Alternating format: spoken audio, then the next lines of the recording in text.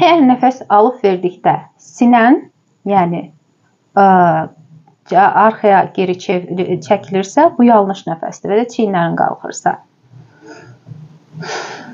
Yanlış. Olmaz.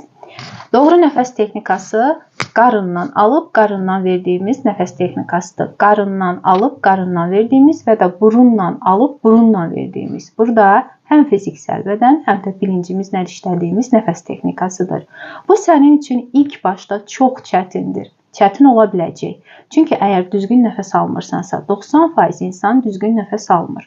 Ona görə də sənin üçün bu hətta bir ay və yaxud 10 gün hər bir kəsin orqanizmi fərqlidir. Buna ən azı gün ərzində 10 dəqiqə hər gündə oturub təkrar etməlisən və də gün ərzində yadına düşdükcə tez-tez bunu yaddaşdan keçirib tez-tez bunu təkrarlamalısan. Bu isə sənin artıq bədəninə oturub bir aydan sonra bədən özü bunu normal qəbul edib nəfəs alacaqdır. Heç bir düşünmədən edəcəkdir. Yəni indi isə göstərirəm sənə bunu.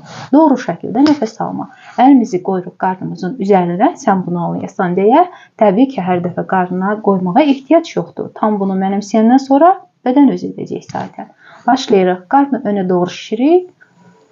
Nəfəsi burnumuzdan içəriyə doğru çəkirik və də qarnımızı belimizə yapışdırırıq. Sanki burnumuzdan nəfəsi veririk. Doğru nəfəs almaq şəkli sənə 5 saniyə boyunca göstərirəm. Diqqətlə bax.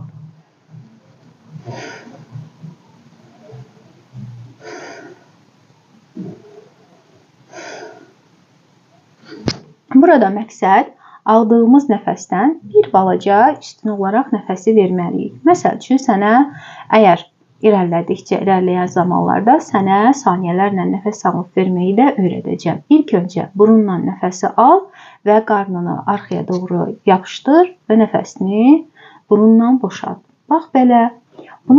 Sənə bu nə qazandıracaq? İlk sənə bu ürək ritminin normal şəkildə döyülməsinə kömək edəcək. Qan təzyiqini aşağı salacaq.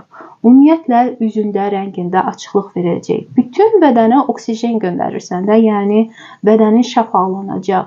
Bədənə düzgün oksigen getməyəndə bədəndə xəstəliklər yaranır. Bütün xəstəliklərin başlanğıcı nəfəs və qidadır. Bunu unutma.